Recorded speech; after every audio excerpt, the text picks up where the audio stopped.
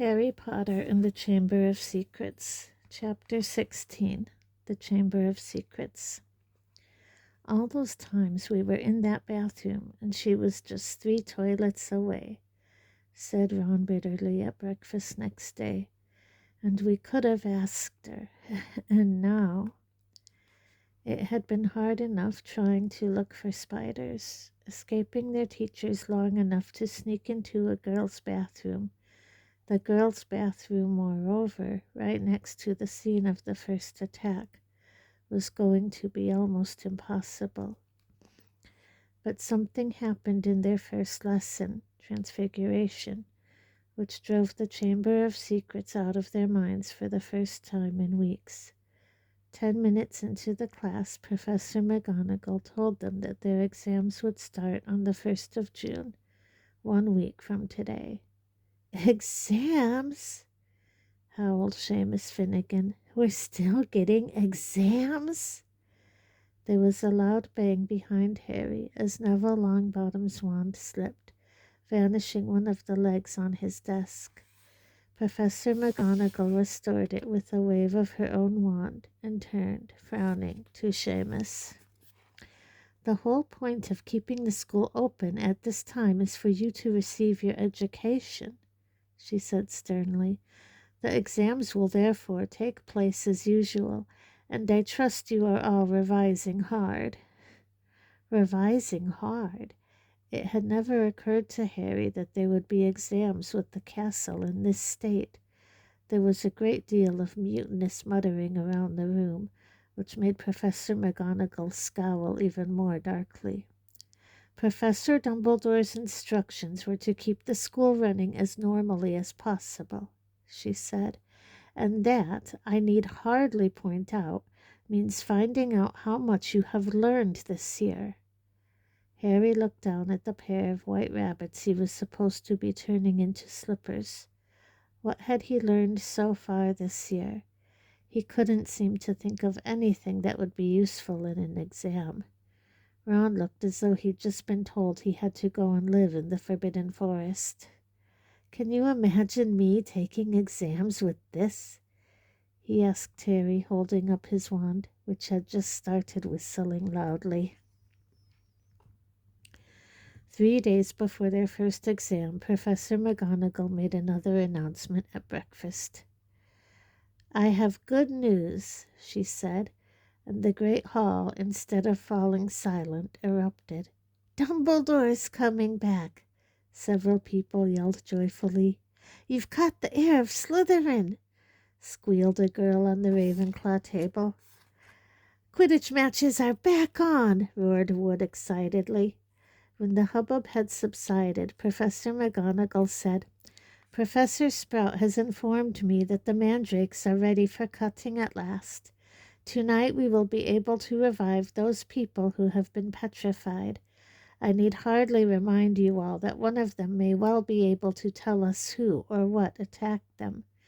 I am hopeful that this dreadful year will end with our catching the culprit. There was an explosion of cheering. Harry looked over at the Slytherin table and wasn't at all surprised to see that Draco Malfoy hadn't joined in. Ron, however, was looking happier than he'd looked in days. It won't matter that we never asked Myrtle then, he said to Harry. Hermione'll probably have all the answers when they wake her up. Mind you, she'll go mad when she finds out we've got exams in 3 days' time. She hasn't revised. It might be kinder to leave her where she is till they're over. Just then Ginny Weasley came over and sat down next to Ron. She looked tense and nervous, and Harry noticed that her hands were twisting in her lap. What's up? Said Ron, helping himself to more porridge. Ginny didn't say anything, but glanced up and down the Gryffindor table with a scared look on her face that reminded Harry of someone, though he couldn't think who.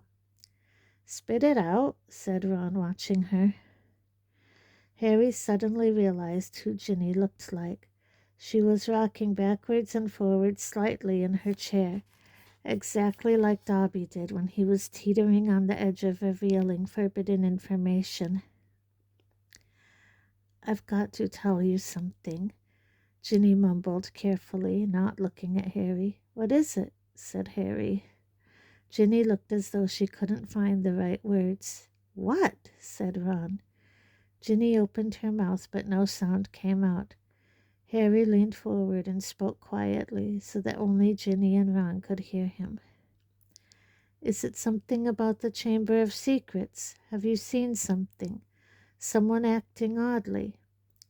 Ginny drew a deep breath, and at that precise moment Percy Weasley appeared, looking tired and wan.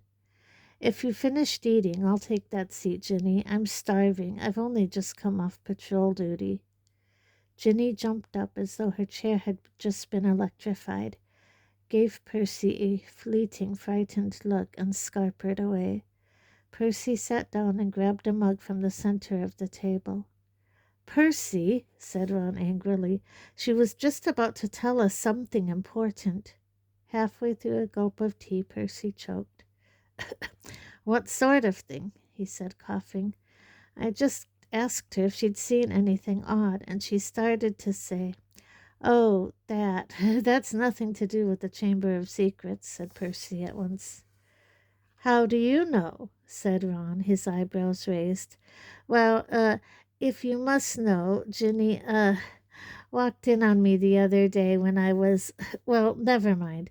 The point is, she spotted me doing something, and I asked her not to mention it to anybody. I must say, I did think she'd keep her word.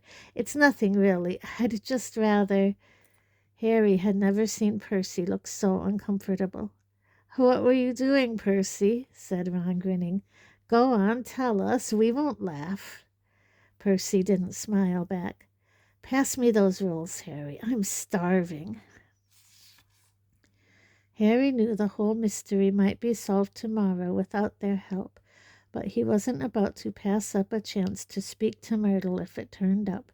And to his delight it did, mid-morning, when they were being led to History of Magic by Gilderoy Lockhart.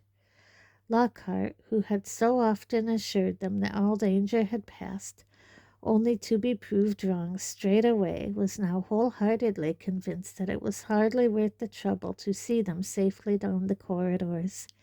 His hair wasn't as sleek as usual. It seemed he had been up most of the night patrolling the 4th floor. Mark my words, he said, ushering them around a corner. The first words out of those poor petrified people's mouths will be, "It was Hagrid." Frankly, I'm astounded Professor McGonagall thinks all these security measures are necessary. I agree, sir, said Harry, making Ron drop his books in surprise. Thank you, Harry, said Lockhart graciously while they waited for a long line of Hufflepuffs to pass. I mean, we teachers have quite enough to be getting on with without walking students to classes and standing guard all night. That's right, said Ron, catching on. Why don't you leave us here, sir? We've only got one more corridor to go. You know, Weasley, I think I will, said Lockhart. I really should go and prepare my next class. And he hurried off. Prepare his class? Ron sneered after him. Come to curl his hair, more like. They let the rest of the Gryffindors draw ahead of them, then darted down a side passage and hurried off toward Moaning Myrtle's bathroom. But just as they were congratulating each other on their brilliant scheme, Potter, Weasley, what are you doing? It was Professor McGonagall, and her mouth was the thinnest of thin lines. We were, Ron stammered. We were going to go and see Hermione, said Harry. Ron and Professor McGonagall both looked at him. We haven't seen her for ages, Professor, Harry went on hurriedly, treading on Ron's foot, and we thought we'd sneak into the hospital wing, you know, and tell her the mandrakes are nearly ready, and, not to worry. Professor McGonagall was still staring at him, and for a moment Harry thought she was going to explode, but when she spoke it was in a strangely croaky voice. Of course, she said, and Harry, amazed, saw a tear glistening in her beady eye. Of course, I realize this has all been hardest on the friends of those who have been I quite understand. Yes, Potter, of course you may visit Miss Granger. I will inform Professor Binns where you've gone. Tell Madame Pomfrey I have given my permission." Harry and Ron walked away, hardly daring to believe that they'd avoided detention.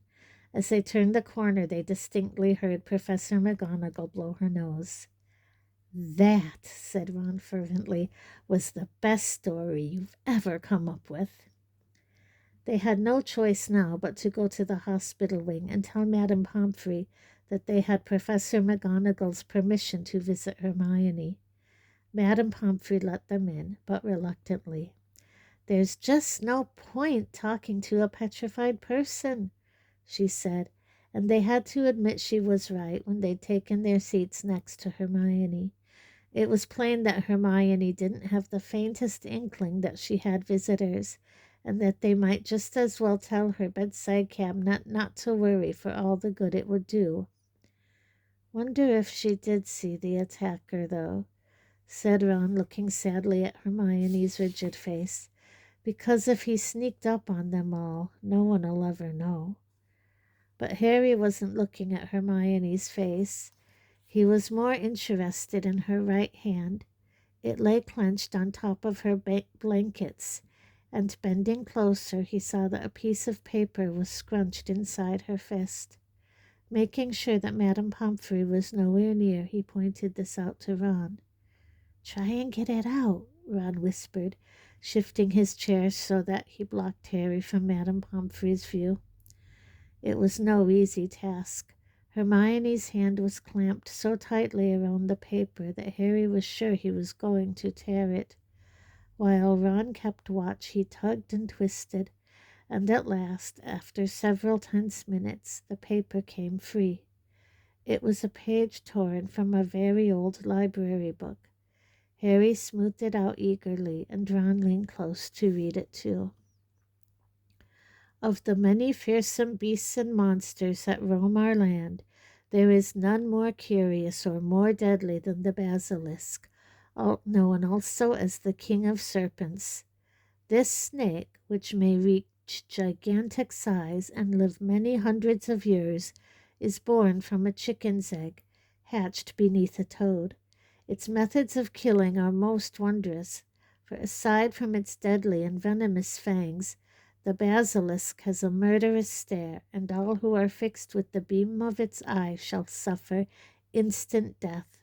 Spiders flee before the basilisk, for it is their mortal enemy, and the basilisk flees only from the crowing of the rooster, which is fatal to it." And beneath this a single word had been written, in a hand Harry recognized as Hermione. "Pipes." It was as though somebody had just flicked a light on in his brain. "Ron," he breathed, "this is it. This is the answer. The monster in the chamber is a basilisk, a giant serpent. That's why I've been hearing that voice all over the place and nobody else has heard it. It's because I understand Parseltongue." Harry looked up at the beds around him. "The basilisk kills people by looking at them, but no one's died because no one looked it straight in the eye. Colin saw it through his camera. The basilisk burned up all the film inside it, but Colin just got petrified. Justin must have seen the basilisk through Nearly Headless Nick. Nick got the full blast of it, but he couldn't die again. And Hermione and that Ravenclaw prefect were found with a mirror next to them. Hermione had just realized the monster was a basilisk. I bet you anything she warned the first person she met to look round corners with the mirror first. And that girl pulled out her mirror and—" Ron's jaw had dropped. "And Mrs. Norris?" he whispered eagerly. Harry thought hard, picturing the scene on the night of Halloween. "The water," he said slowly. "The flood from Moaning Myrtle's bathroom. I bet you Mrs. Norris only saw the reflection." He scanned the page in his hand eagerly. The more he looked at it, the more it made sense.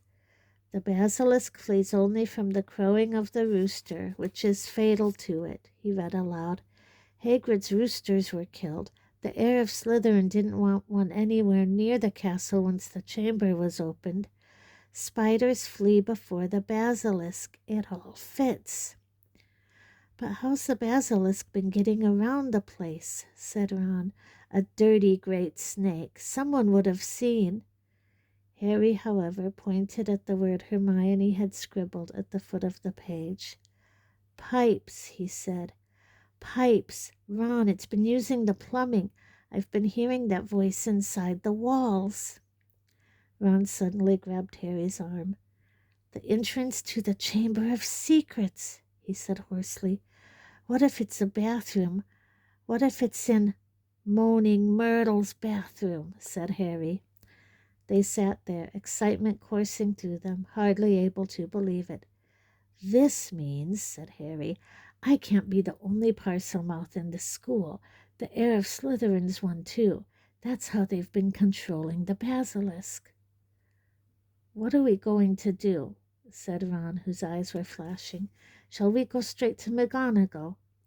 Let's go to the staff room, said Harry, jumping up. She'll be there in 10 minutes. It's nearly break.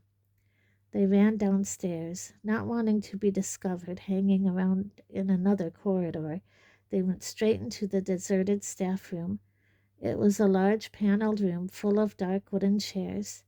Harry and Ron paced around it, too excited to sit down, but the bell to signal break never came. Instead, echoing through the corridors came Professor McGonagall's voice, magically magnified. All students to return to their house dormitories at once. All teachers return to the staff room immediately, please. Harry wheeled around to stare at Ron. Not another attack. Not now. What'll we do? Said Ron aghast. Go back to the dormitory? No, said Harry, glancing around. There was an ugly sort of wardrobe to his left, full of the teachers' cloaks. In here. Let's hear what it's all about. Then we can tell them what we found out. They hid themselves inside it, listening to the rumbling of hundreds of people moving overhead, and the staff room door banging open. From between the musty folds of the cloaks, they watched the teachers filtering into the room. Some of them were looking puzzled, others downright scared. Then Professor McGonagall arrived. It has happened, he told the silent staff room. A student has been taken by the monster right into the chamber itself. Professor Flitwick let out a squeal. Professor Sprout clapped her hands over her mouth. Snape gripped the back of a chair very hard and said, How can you be sure? The heir of Slytherin, said Professor McGonagall, who was very white, left another message. Right underneath the first one, her skeleton will lie in the chamber forever. Professor Flitwick burst into tears. Who is it? Said Madame Hooch, who had sunk weak-kneed into a chair. Which student? Ginny Weasley, said Professor McGonagall. Harry felt Ron slide silently down onto the wardrobe floor beside him. We shall have to send all the students home tomorrow, said Professor McGonagall. This is the end of Hogwarts. Dumbledore always said. The staff room door banged open again. For one wild moment Harry was sure it would be Dumbledore, but it was Lockhart, and he was beaming.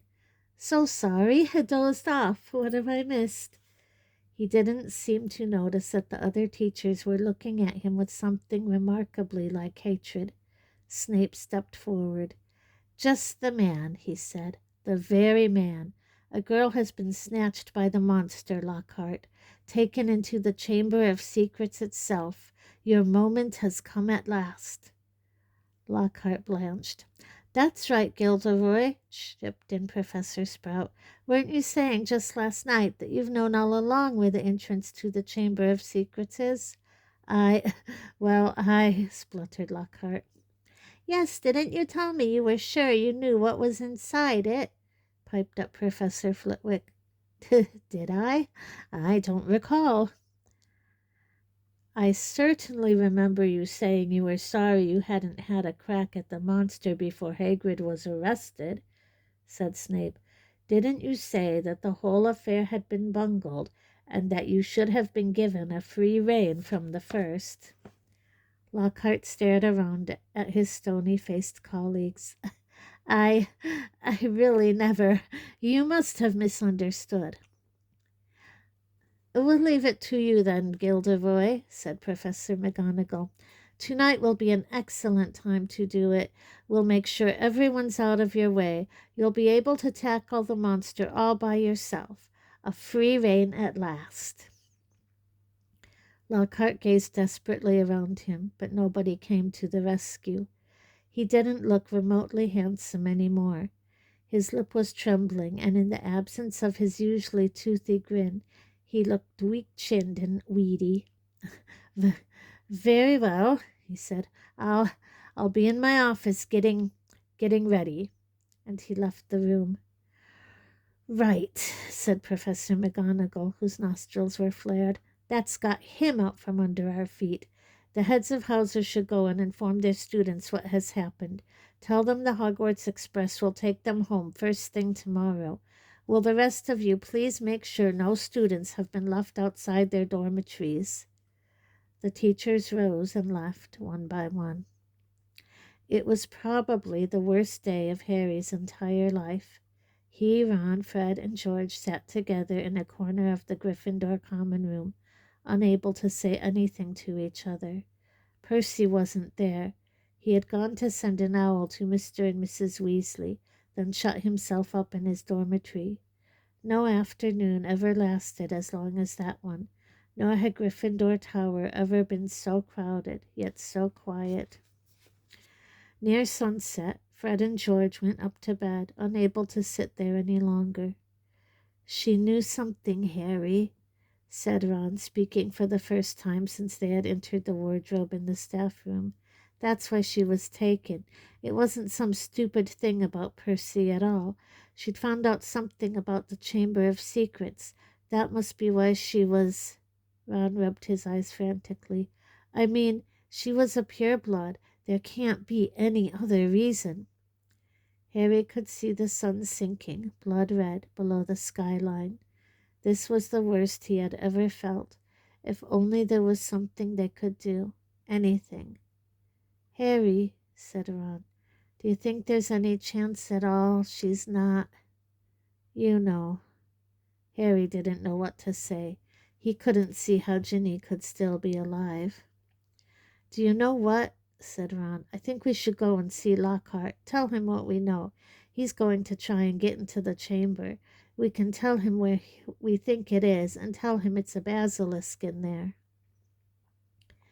Because Harry couldn't think of anything else to do, and because he wanted to be doing something, he agreed.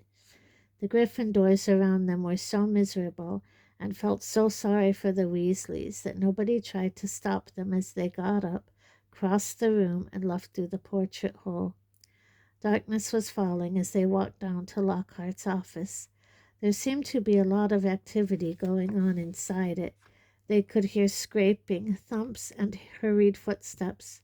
Harry knocked, and there was a sudden silence from inside. Then the door opened the tiniest crack, and they saw one of Lockhart's eyes peering through it. "Oh, Mr. Potter, Mr. Weasley," he said, opening the door a mite wider. "I'm rather busy at the moment. If you would be quick." "Professor, we've got some information for you," said Harry. "We think it'll help you." Well, it's not terribly..." The side of Lockhart's face that they could see looked very uncomfortable. "I mean, well, all right." He opened the door and they entered. His office had been almost completely stripped. 2 large trunks stood open on the floor. Robes, jade green, lilac, midnight blue, had been hastily folded into one of them. Books were jumbled untidily into the other. The photographs that had covered the walls were now crammed in 2 boxes on the desk. "Are you going somewhere?" said Harry. Well, yes," said Lockhart. ripping a life-size poster of himself from the back of the door as he spoke and starting to roll it up. Urgent call. Unavoidable. Got to go. What about my sister? Said Ron jerkily. Well, as to that, most unfortunate, said Lockhart, avoiding their eyes as he wrenched open a drawer and started emptying the contents into a bag. No one regrets more than I. You're the defense against the dark arts teacher, said Harry. You can't go now, not with all the dark stuff going on here. Well, I must say, when I took the job, Lockhart muttered, now piling socks on top of his robes, nothing in the job description. Didn't expect. You mean you're running away? Said Harry disbelievingly. After all that stuff you did in your books? Books can be misleading, said Lockhart delicately. You wrote them, Harry shouted. My dear boy, said Lockhart, straightening up and frowning at Harry, do use your common sense. My books wouldn't have sold half as well if people didn't think I'd done all those things. No one wants to read about some ugly old Armenian warlock, even if he did save a village from werewolves. He'd look dreadful on the front cover. No dress sense at all. And the witch who banished the band and banshee had a hairy chin. I mean, come on. So you've just been taking credit for what a load of other people have done? Said Harry incredulously. Harry, said Lockhart, shaking his head impatiently. It's not nearly as simple as that. There was work involved. I had to track these people down, ask them exactly how they managed to do what they did. Then I had to put a memory charm on them so they wouldn't remember doing it. If there's one thing I pride myself on, it's my memory charms. No, it's been a lot of work, Harry. It's not all book signings and publicity photos, you know. You want fame, you have to be prepared for a long, hard slog. He banged the lids of his trunk shut and locked them. Let's see, he said. I think that's everything. Yes, only one thing left. He pulled out his wand and turned to them. Awfully sorry, boys, but I'll have to put a memory charm on you now. Can't have you blabbing my secrets all over the place. I'd never sell another book. Harry reached his wand just in time. Lockhart had barely raised his when Harry bellowed, Expelliarmus! Lockhart was blasted backwards, falling over his trunk. His wand flew high into the air. Ron caught it and flung it out of the open window. Shouldn't have let Professor Snape teach us that one, said Harry furiously, kicking Lockhart's trunk aside. Lockhart was looking up at him, weedy once more. Harry was still pointing his wand at him. What do you want me to do? Said Lockhart weakly. I don't know where the Chamber of Secrets is. There's nothing I can do. You're in luck, said Harry, forcing Lockhart to his feet at one point. We think we know where it is and what's inside it. Let's go. They marched Lockhart out of his office and down the nearest stairs, along the dark corridor where the message is shown on the wall, to the door of Moaning Myrtle's bathroom. They sent Lockhart in first. Harry was pleased to see that he was shaking. Moaning Myrtle was sitting on the cistern of the end toilet. Oh, it's you, she said when she saw Harry. What do you want this time? To ask you how you died, said Harry. Myrtle's whole aspect changed at once. She looked as though she had never been asked such a flattering question. Oh, it was dreadful, she said with relish. It happened right in here. I died in this very cubicle. I remember it so well. I'd hidden because Olive Hornby was teasing me about my glasses. The door was locked and I was crying, and then I heard somebody come in. They said something funny, a different language, I think it must have been. Anyway, what really got me was that it was a boy speaking, so I unlocked the door to tell him to go and use his own toilet, and then... Myrtle importantly, her face shining. "I died." "How?" said Harry. "No idea," said Myrtle in hushed tones. "I just remember seeing a pair of great big yellow eyes. My whole body sort of seized up, and then I started floating away." She looked dreamily at Harry. "And then I came back again. I was determined to haunt Olive Hornby, you see. Oh, she was sorry she'd ever laughed at my glasses." "Where exactly did you see the eyes?" said Harry. "Somewhere there," said Myrtle, pointing vaguely towards the sink in front of her toilet. Harry and Ron hurried over to it. Lockhart was standing well back, a look of utter terror on his face. It looked like an ordinary sink. They examined every inch of it inside and out, including the pipes below. And then Harry saw it. Scratched on the side of one of the copper taps was a tiny snake. "That tap's never worked," said Myrtle brightly as he tried to turn it. "Harry," said Ron, "say something in Parseltongue." But Harry thought hard. The only times he'd ever managed to speak Parseltongue were when he'd been faced with the real snake. He stared hard at the tiny engraving, trying to imagine it was real. "Open up," he said. He looked at Ron, who shook his head. "English," he said.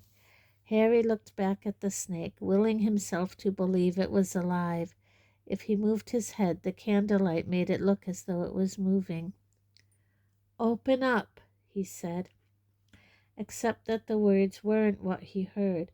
A strange hissing had escaped him, and at once the tap glowed with a brilliant white light and began to spin. Next second, the sink began to move. The sink, in fact, sank right out of sight, leaving a large pipe exposed, a pipe wide enough for a man to slide into. Harry heard Ron gasp and looked up again. He had made up his mind what he was going to do. "I'm going down there," he said. He couldn't not go, not now they had found the entrance to the chamber, not if there was even the faintest, slimmest, wildest chance that Ginny might be alive. "Me too," said Ron. There was a pause. "Well, you hardly seem to need me," said Lockhart, with the shadow of his old smile. "I'll just—" He put his hand on the doorknob, but Ron and Harry both pointed their wands at him. "You can go first," Ron snarled. White-faced and wandless, Lockhart approached the opening. "Boys," he said, his voice feeble. "Boys, what good will it do?" Harry jabbed him in the back with his wand. Lockhart slid his legs into the pipe. "I really don't think—" he started to say, but Ron gave him a push and he slid out of sight.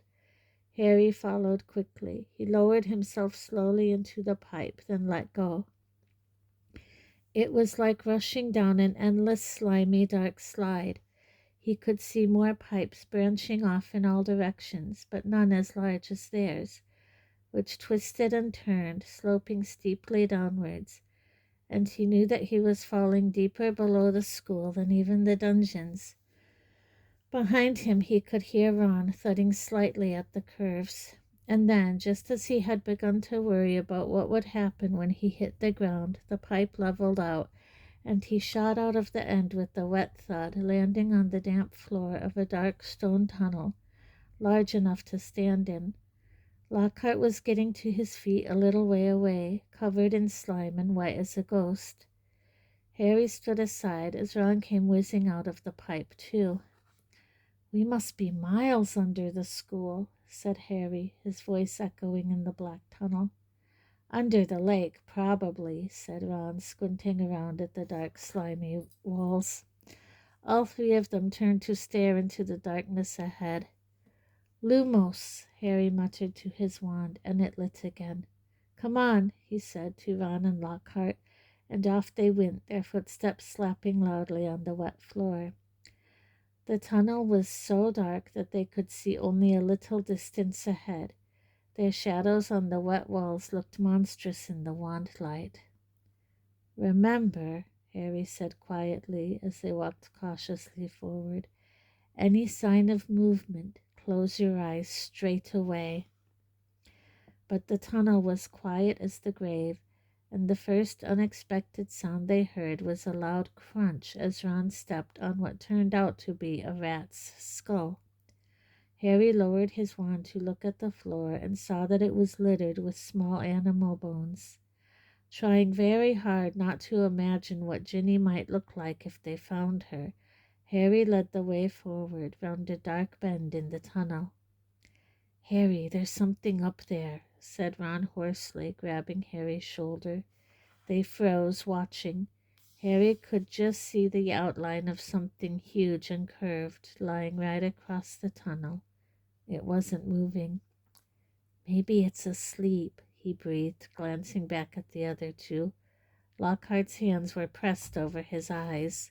Harry turned back to look at the thing, his heart beating so fast it hurt.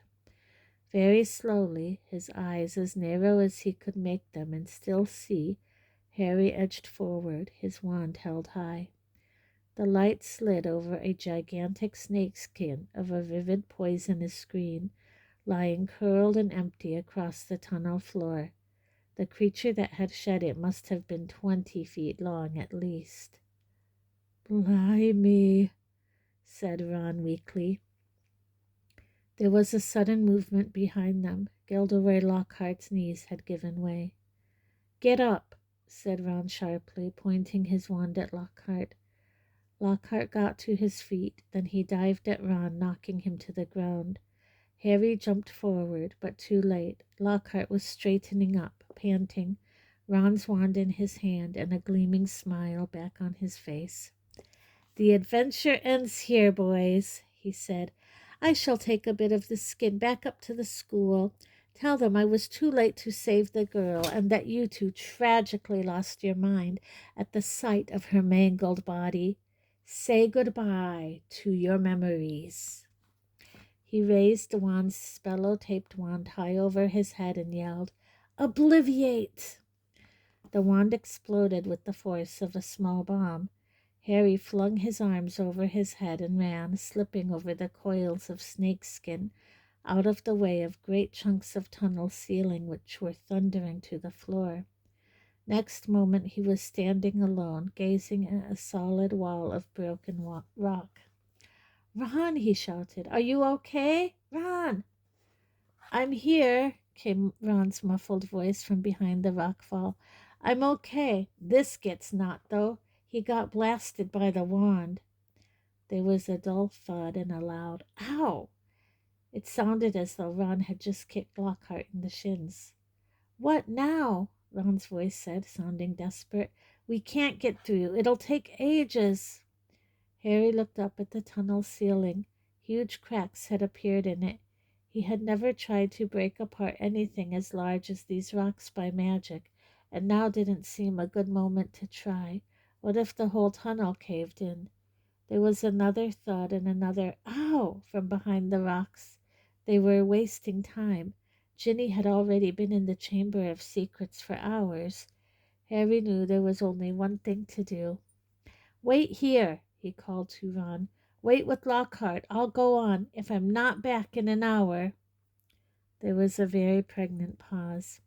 "I'll try and shift some of this rock," said Ron, who seemed to be trying to keep his voice steady, "so you can get back through. And Harry—" "See you in a bit," said Harry, trying to inject some confidence into his shaking voice. And he set off alone past the giant snake skin. Soon the distant noise of Ron straining to shift the rocks was gone. The tunnel turned and turned again. Every nerve in Harry's body was tingling unpleasantly. He wanted the tunnel to end, yet dreaded what he'd find when it did. And then, at last, as he crept around yet another bend, he saw a solid wall ahead, on which two entwined serpents were carved, their eyes set with great glinting emeralds. Harry approached. his throat very dry. There was no need to pretend these stone snakes were real. Their eyes looked strangely alive. He could guess what he had to do. He cleared his throat, and the emerald eyes seemed to flicker. "Open," said Harry in a low, faint hiss. The serpents parted as the wall cracked open. The halves slid smoothly out of sight, and Harry, shaking from head to foot, walked inside.